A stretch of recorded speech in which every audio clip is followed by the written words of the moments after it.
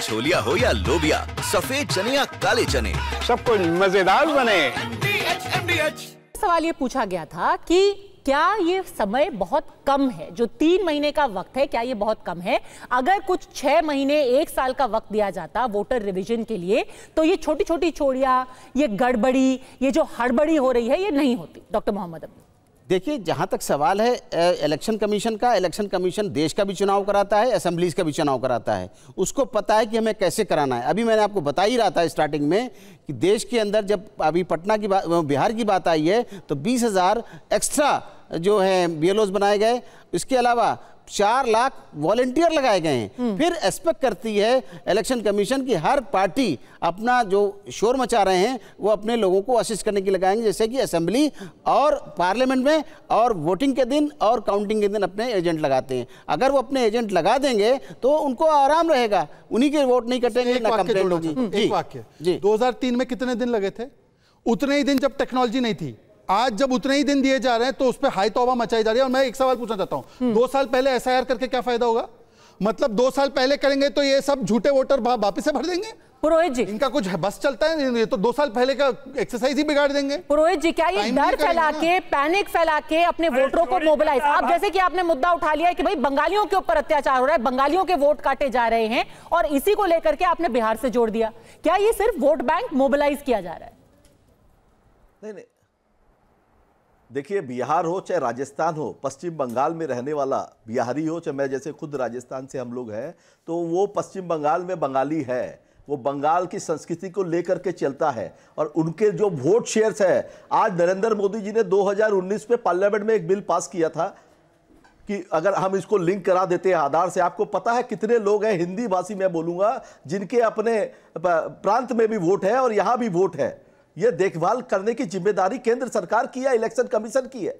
क्यों नहीं करता है? हम थोड़ी उनको बोल रहे कि आप मत करिए। हमें आप दलाली का शब्द ममता बनर्जी ने कब इस्तेमाल किया?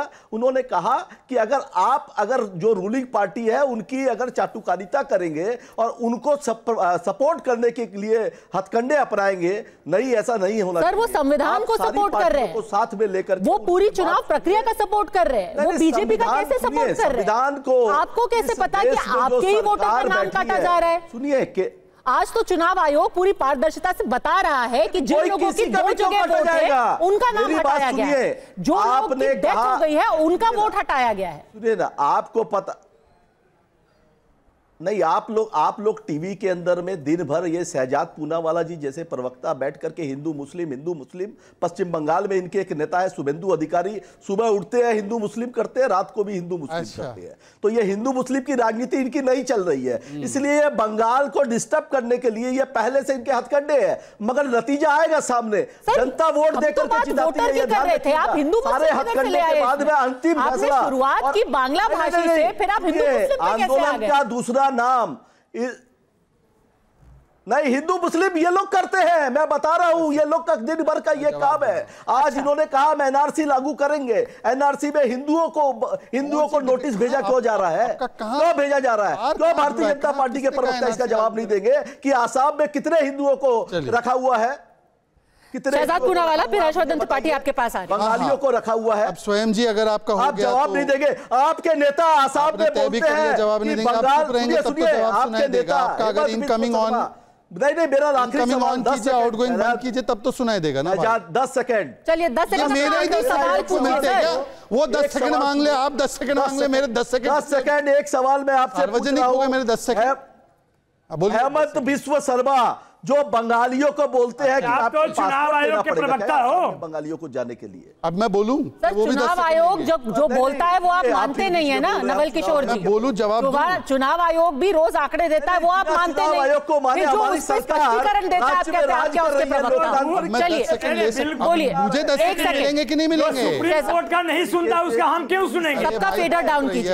सुप्रीम कोर्ट का चुनाव आयोग नहीं सुनता है, हम उसको बोलिए वो ही तो कहेंगे। स्वयं पुरोहित जी ने कहा कि मैं हिंदू मुस्लिम करता हूं। जी हां, बिल्कुल। वो बंगाल की रिपोर्ट में तो मेरा ही नाम आया, मुर्शिदाबाद में हिंदुओं को चुन चुन कर मैंने ही मारने का काम किया था ना, मेरा ही नाम आया है। पोस्ट पोल वायलेंस में भी मेरा नाम आया है। किसका नाम आया है? कौन थे वो टीएमसी के कार्यकर्ता जो वहां पे जा रहे थे? सुप्रीम कोर्ट ने उनकी बेल कैंसिल की। दूसरी बात ये, उन्होंने कहा हम संविधान के साथ है, इलेक्शन कमीशन नहीं है। सीए कानून पार्लियामेंट ने पारित किया था। कौन सी वो चीफ मिनिस्टर थी जिसने कहा कि मैं प्रदेश में लागू नहीं होने दूंगी? ममता बनर्जी। ये संविधान के साथ है। ये वक्फ का कानून संविधान के द्वारा स्थापित हमारे संसद ने पारित किया। किसने कहा टोकरे के डिब्बे में डाल दूंगा? ये संविधान के साथ है। और संविधान निर्माता को पैरों तले कौन रख रहा है? अंबेडकर जी की पोर्ट्रेट को किसने पैरों तले रखा? और जम्मू कश्मीर में मोदी जी ने संविधान लागू किया तो किसने विरोध किया? जहां पे वाल्मीकि समाज को अधिकार मिला वोटिंग का, पहली बार इन्होंने विरोध किया और अब बोल रहे संविधान के साथ है। मतलब गजब की हिपोक्रेसी है भाई इनकी। नहीं, पर उसका इधर ये जो पूरा प्रोसेस है उससे हम तुलना नहीं कर सकते। नहीं, संविधान पे ज्ञान देने लगे तो मैंने उनको संविधान पे ज्ञान दिया है। वापस लाते हैं हर्षवर्धन जी। फिर से मैं आपसे पूछूंगी, टीडीपी को भी तो फिक्र हो रही है ना? अगर टीएमसी को फिक्र है तो फिक्र टीडीपी को भी हो रही है ना? आप उसको कैसे समझाएंगे? नहीं, देखिए मुझे लगता है पद्मजा जी इसमें अब ये जाने वाली है सरकार ज्यादा नहीं है। पहले दिन ये कहा था और तब सर्वोच्च न्यायालय ने ये मामला उस तरफ से गया नहीं था। सर्वोच्च न्यायालय ने आधार पर नहीं कहा था। तब भी मैंने कहा था कि ये नहीं हो सकता है कि आप हर चीज के लिए तो सरकार मांगेगी आधार कार्ड, और जब आप चुनाव के लिए मतदाता सूची का नाम आएगा तो आप कहेंगे आधार को हम मानते नहीं। आप भले चाहे जो कहें कि पहचान के लिए है, नागरिकता के नहीं है, इसको करना ही पड़ेगा। इसको आप करिए, और इसमें तो आपके पास विकल्प होता है, बायोमेट्रिक है, रेटिना है, सब कुछ है आपके पास, आप आसानी से पकड़ सकते हैं, पकड़िए। ये मैं पहले दिन से कर रहा हूं, इसमें कोई इम्पट नहीं। लेकिन भारत में चुनाव के लिए सबसे जरूरी है मतदाता, और मतदाता बेहतर हो, शुद्ध हो, वेरीफाइड हो, प्योरीफाइड हो। इसके लिए कौन जिम्मेदार है? सिर्फ और सिर्फ चुनाव आयोग। न राजनीतिक दल जिम्मेदार है, न सरकार, न विपक्ष। इसलिए चुनाव आयोग से ये सब पूछा जा रहा है, सवाल पूछे जाएंगे। और मुझे लगता है कि जैसे पहले के सुधारों का बड़ा विरोध विपक्ष करता रहता है, उसको लगता है कि इस सरकार के दौर में होगा तो सब उसी के माथ से चला जाएगा। भाई भाजपा भी तो बहुत सा विरोध करती थी ना। लेकिन मुझे लगता है कि ये पूरे देश में अभी होने वाला है स्पेशल इंटेंसिव रिवीजन, होना ही चाहिए। और मतदाता सूची से जब बेहतरी होगी तो भी हमें समझ में आएगा कि जो हम कहते हैं 60% के ऊपर बढ़ ही नहीं रहा मतदान। अरे भैया, लोग जा रहे हैं, जब जो है ही नहीं इस दुनिया में चले गए, उनका नाम नहीं कटा। जिनके 4-4 जगह नाम है, मुंबई, दिल्ली, पटना, बेगूसराय, या हम कह लें और दूसरी जगहों पर, उनका नाम नहीं कटा।